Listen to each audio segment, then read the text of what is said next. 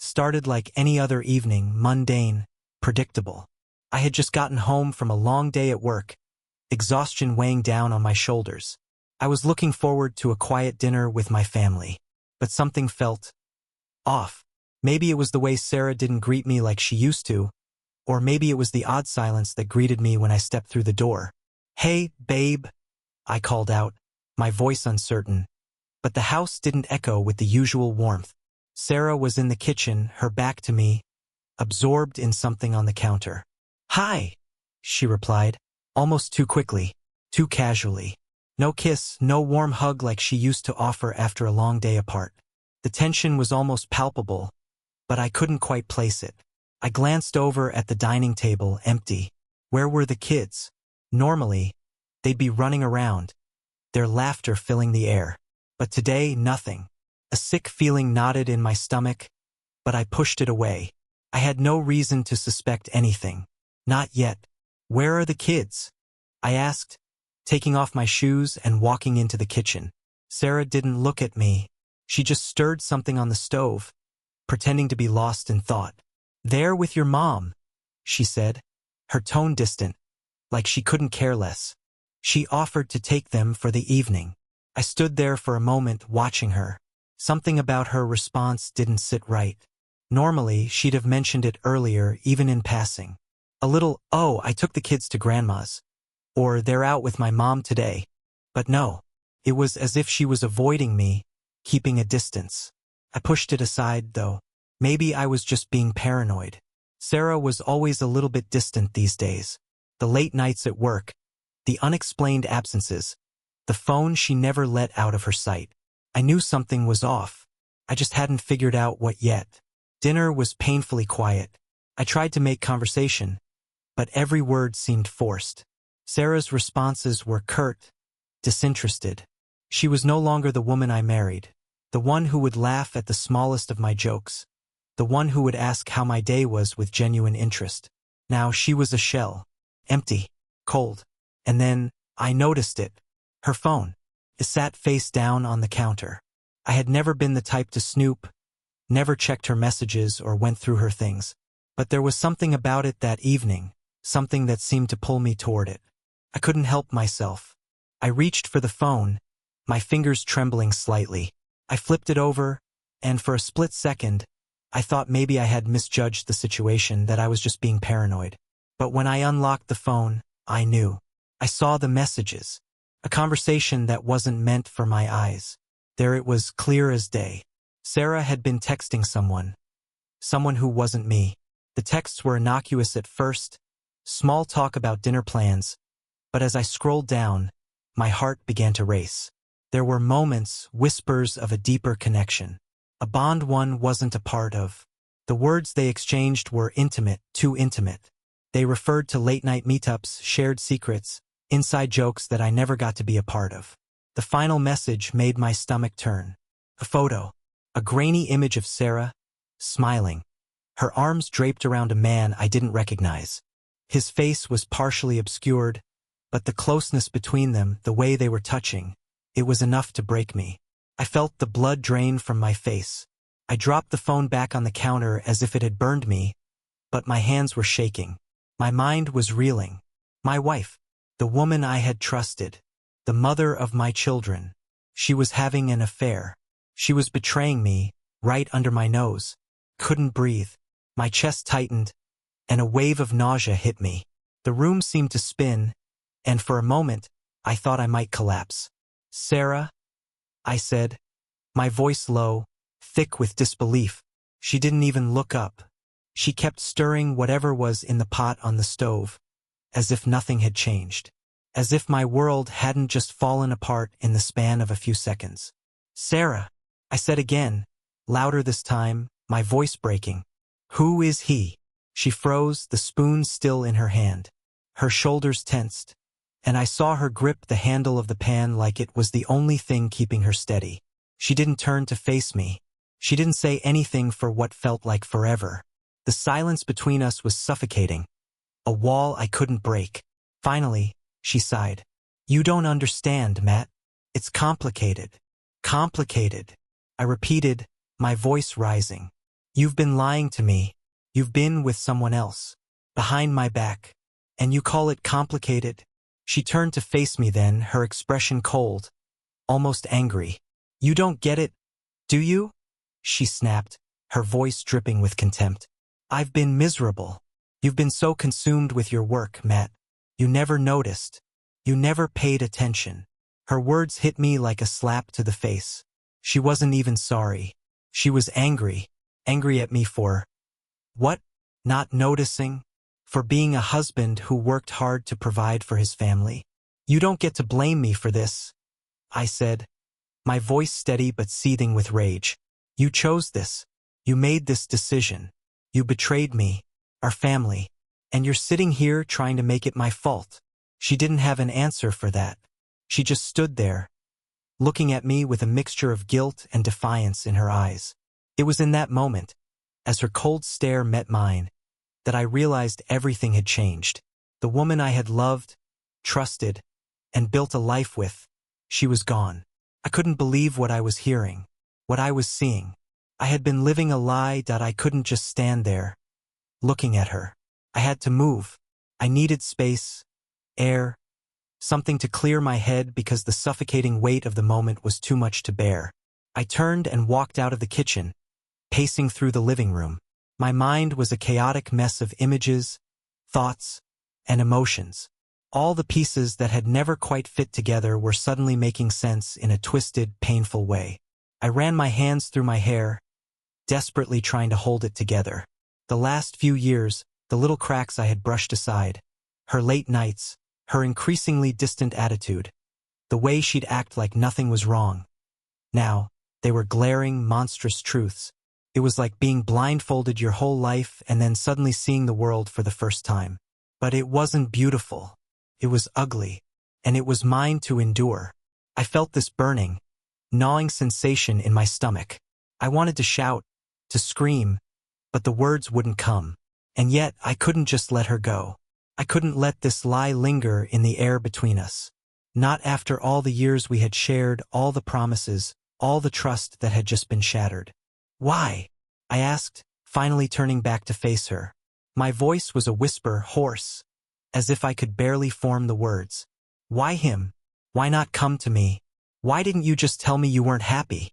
Her eyes flickered for a moment, and then she rolled her eyes, a gesture so dismissive it burned me even more than any cruel words she could have spoken. You wouldn't understand, Matt. You're so predictable, so boring. I needed more. I needed excitement. I needed someone who could make me feel something, anything, other than this dull, monotonous life we've been living. I wanted to scream at her. How dare she? But I didn't. Instead, I stood there, my fists clenched, trying to hold on to whatever shred of dignity I had left. You don't get to talk about our life like that, I said, my voice thick with disbelief. I worked my ass off for us, for you, for our kids. And this is how you repay me? By turning to someone else. She stepped closer, her eyes narrowing in annoyance, as though she was the one who had been wronged. You don't get it, Matt. You're too wrapped up in your own world to see how much I've suffered. And now I'm done. I'm not going back to that life with you. I'm not. My heart felt like it had been ripped out of my chest. I couldn't believe the words coming from her mouth. She was saying it like it was nothing. Like the family we had built together, the life we had shared, meant nothing. All those years, those moments, all the love I had given her, it all amounted to nothing now. She wasn't even trying to save it. She wasn't even sorry. Who is he? I asked again, but this time it wasn't a plea. It was a demand. I needed to know who had taken my place in her life, who had become the man she'd turned to when I was too busy, too focused on everything else. The man who had made her forget about us. She hesitated, a flicker of something passing across her face. But then, as if it was nothing, she shrugged. His name's Jared. We met a few months ago. It wasn't supposed to happen. But you were never around and... Well, he's been there. He gets me. I felt sick. Her words twisted in my stomach like a knife. Jared. That name echoed in my mind. A symbol of everything I wasn't, everything I had failed to be. But the truth was, it wasn't just about him. It was about her. Sarah had chosen him, chosen someone else over me, and I had no idea how to fix that. I stood there, motionless. A part of me wanted to break down, to collapse on the floor and beg her to take it all back. But I couldn't. I wouldn't. I was done. Something inside me had snapped, and I knew it. "I want a divorce," I said, the words finally spilling out, as if they had been waiting for their moment. It wasn't easy. It wasn't something I had planned. But I couldn't live in this lie anymore. Not with her. Not with the woman who had betrayed everything I believed in. Her expression flickered, but only for a moment. Then she narrowed her eyes, her lips curling into a smirk. "Is that what you want? Fine. If that's what you want, then do it. I don't care anymore. I don't owe you anything, Matt." The words hit me like a slap to the face. Her indifference, her complete lack of remorse. It was more than I could handle. But at that moment I knew. There was no going back. There was no fixing what had been broken. Our marriage, our family, it was all a lie. And I had to walk away. The weight of her words, the finality of it all, hit me harder than I could have ever imagined. I was left standing there, my heart torn in two, watching the woman I thought I knew walk away without a second thought. And just like that, I was alone. The days that followed were a blur. I moved through the motions. Work, home, kids, sleep. Each day felt heavier than the last. The reality of what Sarah had done hit me like a freight train. I had to tell the kids. Somehow, though I had no idea how to explain it to them. They were too young to understand, but old enough to feel the tension in the air.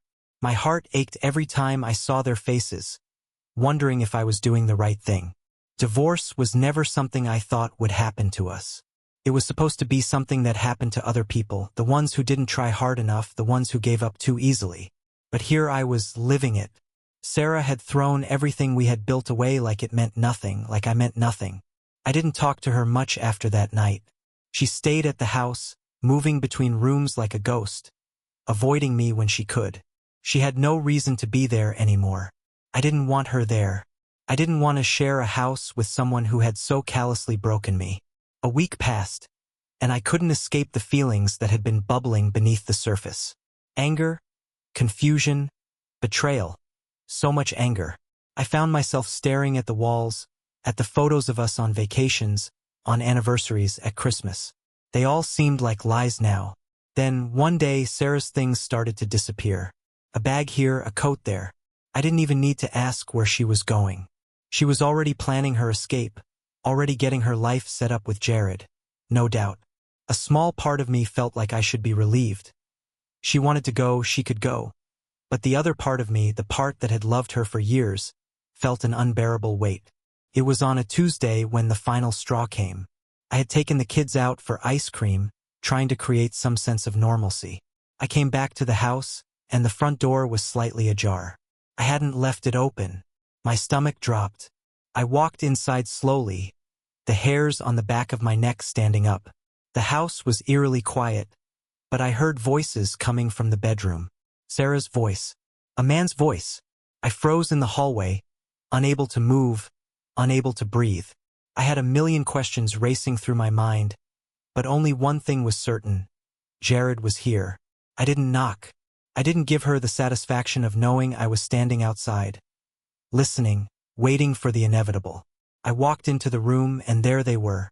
Sarah was sitting on the bed, fully dressed, but her body language told a different story. Jared was standing by the window, a little too comfortable, a little too at ease in my home. My home. My wife's eyes widened for a second when she saw me, but it didn't last. She quickly regained her composure, like it was just another inconvenience in her already tangled life. Jared didn't even look surprised. He just smirked, as if this was all part of the plan. He didn't have to say anything. His posture, his casual demeanor said it all. He was already in, and I was out. "Matt," Sarah said, her tone cold, almost mocking. "I didn't expect you home so soon. But then again, you never expected much, did you?" The words sliced through me. She wasn't even trying to hide it anymore. I couldn't take it anymore. All that restraint, all the hurt I had been swallowing, bubbled over. My voice cracked as I spoke. You think this is funny, don't you? You think it's all just a joke, Sarah? I looked at Jared, the man who had taken my place without a care in the world. And you? Do you think you can just walk in here and act like this is your life now? Sarah raised an eyebrow, clearly unbothered. I've already moved on, Matt. You need to do the same. I'm with him now. Not you. The words hit harder than anything she had said before. It wasn't just the affair, the lies. It was her complete indifference. She had no remorse, no guilt. I had been replaced so easily, and it was as if I was nothing more than an inconvenience in her life. My fists clenched, and I stepped toward the door, needing to get away before I did something I would regret. I don't need this. I don't need either of you in my life. You've made your choices. I'll make mine. I didn't wait for her to respond. I didn't need to hear anything else. I turned and walked out of that room, out of that house, and into the chaos of the world I didn't want to live in anymore. But it wasn't over. Couldn't be. I needed to know the truth. Not just about her betrayal, but about my children. I didn't waste any time. The very next day, I scheduled a DNA test for all three of them. Part of me knew. Deep down, I felt it. There was no way all of them were mine. They had never looked quite like me, never shared my features the way I had imagined they would. And I had let myself believe it, let myself hope that maybe I was just imagining things. But the truth was staring me in the face. And I had to know. I couldn't live in this lie any longer. The results came back a week later. The shock of it hit me like a ton of bricks. They weren't mine. None of them were. The children I had raised, loved, protected, they didn't share my blood. And that's when the final shattering of my world happened. I stared at the DNA test results, my hands trembling as the words burned through my vision. I couldn't believe what I was seeing. I had to read them again and again. But the truth was undeniable. The numbers, the charts, the genetic matches, they all pointed to one simple, crushing reality. My children weren't mine. Not a single one of them. Felt like the ground had fallen out from under me. All the love, all the sacrifices I'd made for them, it was all based on a lie. How could I have been so blind? How could I have been so stupid? I remember feeling nothing at first, just numb. I wasn't angry. I wasn't sad. I was frozen in place, like my brain couldn't process the weight of what I was looking at. But slowly, the reality began to sink in. I wasn't just the victim of a cheating wife. I had been duped. Completely. What hurt more, though, was the fact that Sarah had let me raise these children, had let me believe they were mine, when all along she knew the truth. She had let me bond with them, let me love them, and she never once came clean about it. The betrayal wasn't just about her affair. It was about everything she had stolen from me. It was hard to breathe. My chest tightened, and I felt like I was suffocating. Every moment, every memory I had of being a father to those kids was now a cruel joke. I called Sarah. I don't even remember how I managed to find my voice. I could barely speak, my throat too tight with emotion, too raw to form any coherent sentences. "Matt," she answered, her voice annoyingly calm, as if nothing had changed. "What is it?" I didn't give her a chance to say anything else. "They're not mine, Sarah. None of them are." There was a long silence on the other end of the line, but I could hear the faint sound of her breathing, steady and unmoved. She knew. Of course she knew. "I didn't want you to find out like this," she said after what felt like an eternity. Her tone was cold, distant, almost rehearsed. "But you never asked. You never cared enough to ask." Her words cut me deeper than any knife ever could. I never cared enough to ask. She had the audacity to blame me, as if I was the one who had been hiding something, as if I was the one who had been lying. "You don't get to say that," I spat, my voice shaky with a mix of disbelief and rage. "You don't get to turn this around on me, Sarah. You knew. You knew they weren't mine, and you let me raise them. You let me love them. And for what? So you could keep your little secret." She was quiet again, her silence making me feel even more betrayed, like she was refusing to even engage with the mess she had made. Finally, she spoke again, her voice tinged with an emotion I couldn't place. "It's not what you think, Matt. Things got complicated. The father of those kids. He was someone I was with before we even met. I never meant for you to get caught up in it all. I didn't want this to hurt you. I felt my blood boil. Complicated? She called it complicated? I had spent years of my life loving her, raising children I thought were mine, and she had the nerve to act like it was a minor inconvenience? You're unbelievable, I said, the anger now taking over every part of me. You had no right to do this, no right to make me a fool. I never asked for your forgiveness, she snapped back, her voice suddenly sharper. I never promised you that we'd live this perfect life. You want answers? You want the truth? Fine, I'll give it to you. But don't think for 1 second that you have any right to act like I owe you anything. I could feel my hands shaking. It was like everything I had built, everything I had fought for had been taken from me. And she wasn't sorry. Not one bit. You're a liar, Sarah? I whispered, the words heavy with the weight of everything I had just uncovered. A manipulative, heartless liar. I've heard enough, she said, her tone suddenly final, dismissive. If you want to leave, then leave. If you want to be angry, then be angry. But don't come back to me expecting anything different. And that was it. That was all she had to say. She had discarded me, discarded everything we'd shared, without a second thought. And I realized, in that moment, that it didn't matter what she said anymore. It was over. I hung up the phone, the reality of it all sinking in even deeper. I didn't know what I was going to do next. I didn't know how I was supposed to walk away from everything. But one thing was certain. I couldn't stay in that house any longer. As I packed my things, I couldn't stop thinking about those kids. The kids I had raised, the kids I had loved, were gone. And I had no idea who they really were. Had I been a father to them at all? Had I ever truly been their dad? The pain of that realization was almost too much to bear. I looked at the photo on the dresser, the one of all of us, laughing on a family vacation, the kids smiling, Sarah smiling. It was a lie, a beautiful, painful lie, and just like that, I walked out the door.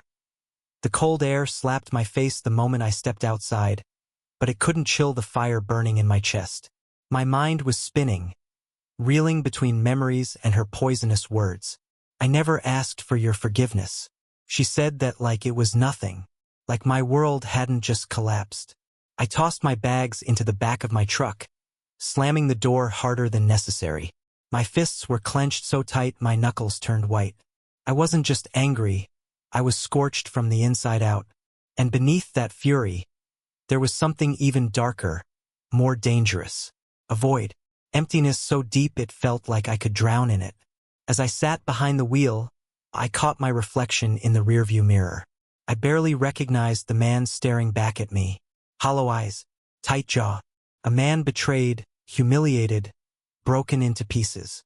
I gripped the steering wheel until my fingers ached. I couldn't drive yet. Not like this. My head was a hurricane, swirling with questions and regrets. My thoughts kept circling back to the kids, those innocent faces. They didn't know. They had no idea. They called me Dad every day. They ran to me with scraped knees and crooked drawings, thinking I was their hero. And I loved them with everything I had. But they weren't mine. That truth kept stabbing me, deeper and deeper, like 1,000 knives twisting in my gut. My phone buzzed on the passenger seat. I didn't want to look, but I did. It was a message from her. Sarah. No apologies, no explanations. Just cold words dripping with venom. Sarah. Since you're leaving, don't bother coming back. Take your drama somewhere else. I don't need you.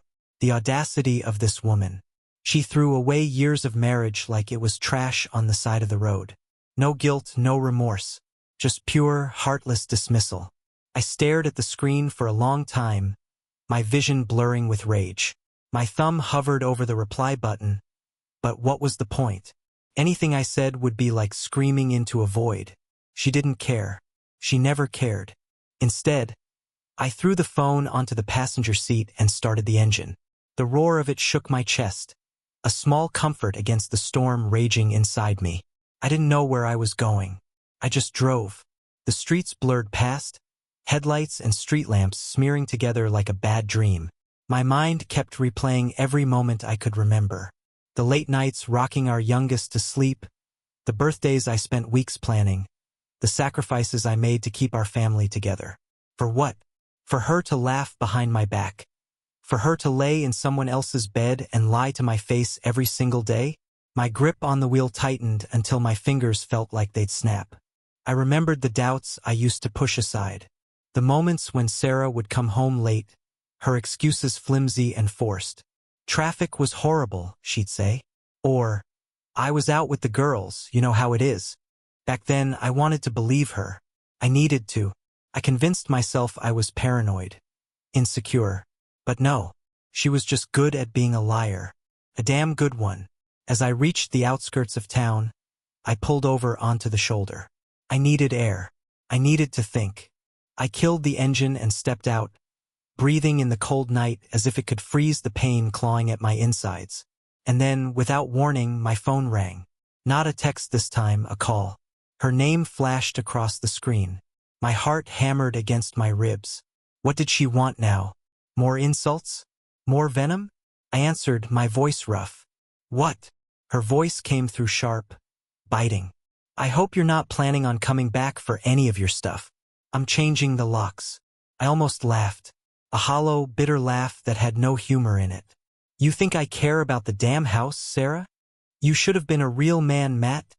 She snapped, her tone laced with pure spite. Maybe then, I wouldn't have had to look elsewhere. Her words detonated inside me. A bomb of rage and heartbreak. She wanted to twist the knife.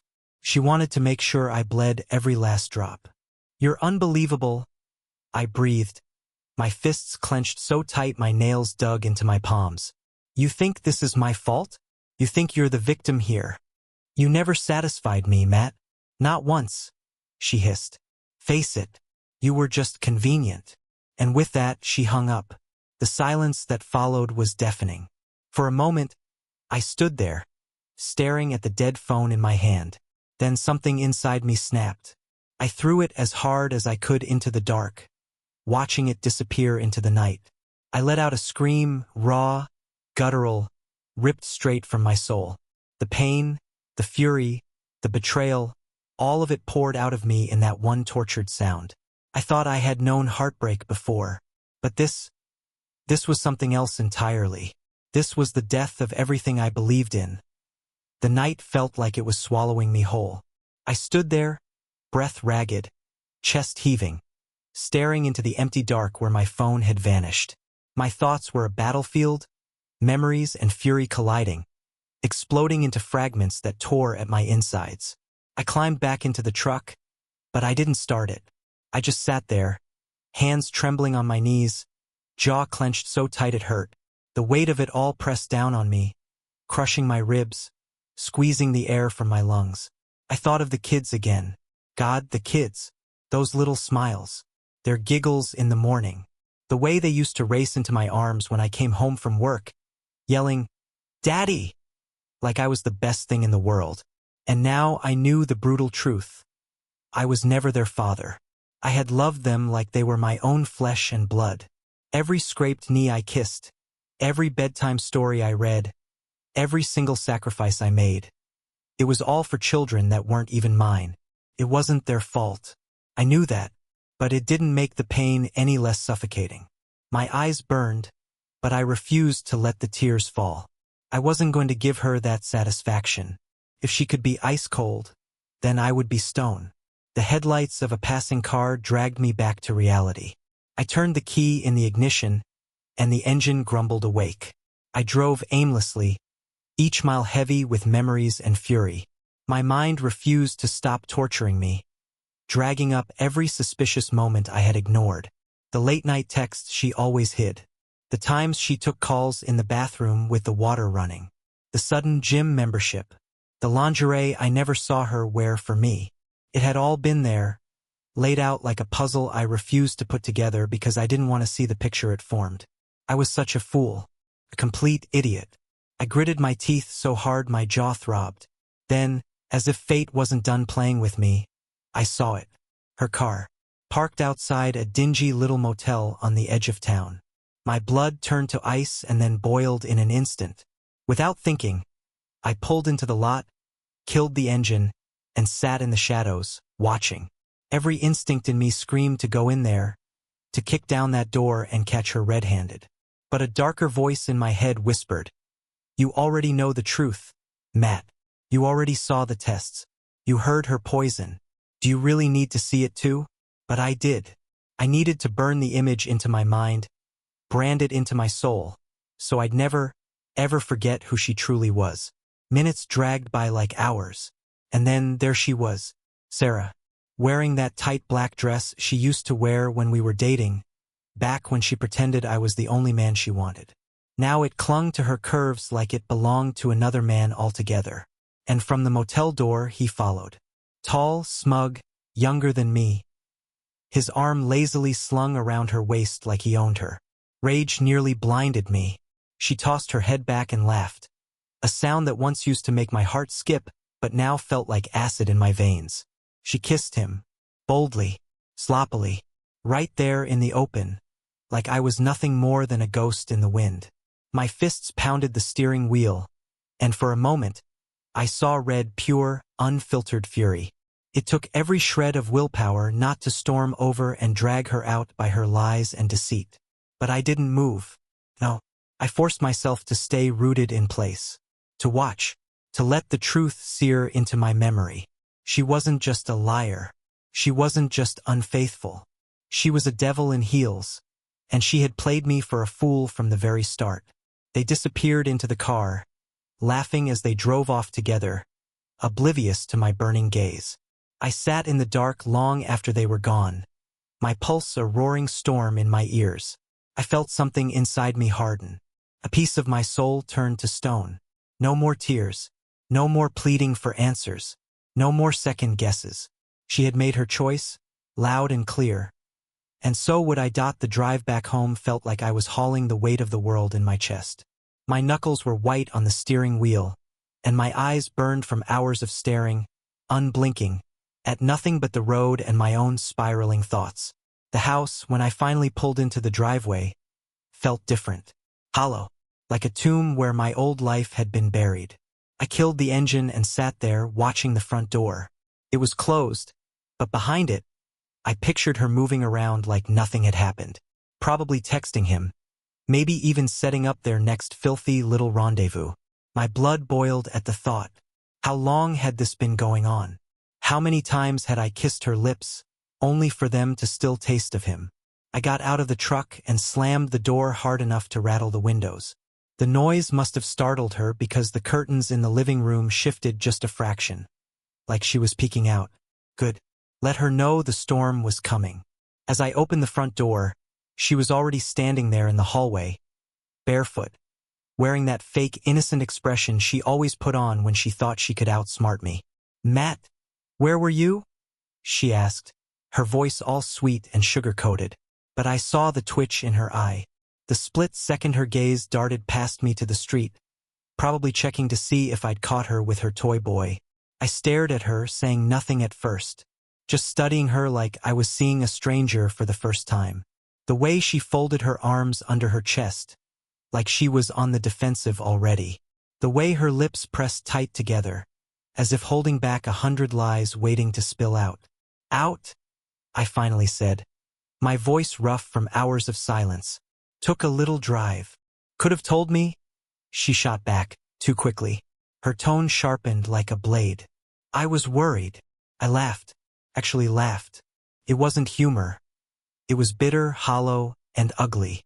"Worried," I repeated, stepping closer so she had to look up at me. "You? That's rich." Her eyes narrowed, and I saw her gears turning. She was fast on her feet, always had been. A professional manipulator. "Don't be dramatic, Matt. You've been acting strange lately," she said, tilting her head like I was the problem. "Maybe you need to talk to someone." "Oh, I talked to someone all right," I snapped, pulling out my phone and tossing it onto the counter between us. "Talk to the lab. You remember the DNA tests, Sarah? Or did you forget about those, too?" Her face went pale for just a second, barely noticeable, but I caught it. She recovered fast, too fast. "DNA tests?" she echoed, her lips twisting into a smirk that made my stomach turn. Are you serious?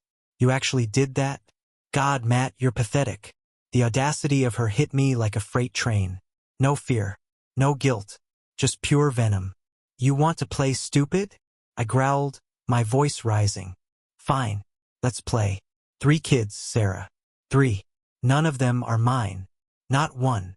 She rolled her eyes, scoffing like I'd accused her of something as trivial as burning dinner. Oh, grow up, she snapped.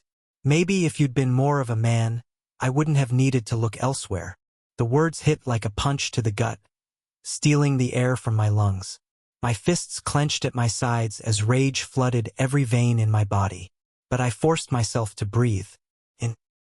Don't let her see you break. You're unbelievable, I said, shaking my head in disbelief. I gave you everything. I worked double shifts, weekends, holidays, so you and the kids could have a good life. My kids, she corrected, her voice sharp as a dagger. That was it. The final nail in the coffin. I felt something inside me snap, clean and cold. Whatever part of me still held on to hope, to love, to the man I used to be with her. It shattered. You're right, I said, my voice suddenly calm. Too calm. Your kids, not mine. I turned away from her, walked to the hallway, and grabbed my duffel bag from the closet. She watched me, arms crossed, an amused smirk still dancing on her lips, as if she thought I was bluffing. Where do you think you're going? She asked, almost laughing. I didn't answer. I didn't owe her anything anymore.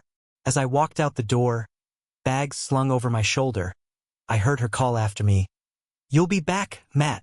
You're nothing without me. I didn't even flinch, because in that moment, I knew something for certain. She was wrong. I was free. The door slammed shut behind me, but it didn't feel like an ending. No, felt like a damn beginning. The night air hit my face cold and sharp, slicing through the numbness that had wrapped itself around my chest for days. Weeks, maybe years if I was being honest with myself. I stood there for a moment on the porch, just breathing it in, letting the chill anchor me back to reality. I expected to feel empty, lost, hollow, but all I felt was a dangerous, growing clarity. I threw my bag into the back of the truck and slid behind the wheel. My hands were steady now. For the first time in days, maybe months, they weren't shaking. The weight was still there. Sure, it would be for a while, but there was a new space inside me too. Space to rebuild. Space to breathe. Space to exist without her lies poisoning every part of my life. I started the engine, letting it growl awake beneath me, and I drove. No destination, no plan, just the road stretching out ahead like an open scar, waiting for me to follow it wherever it led. As the town lights faded in the rearview mirror, my mind drifted back over everything like a storm cloud that just wouldn't clear. Her laugh, sharp and cruel.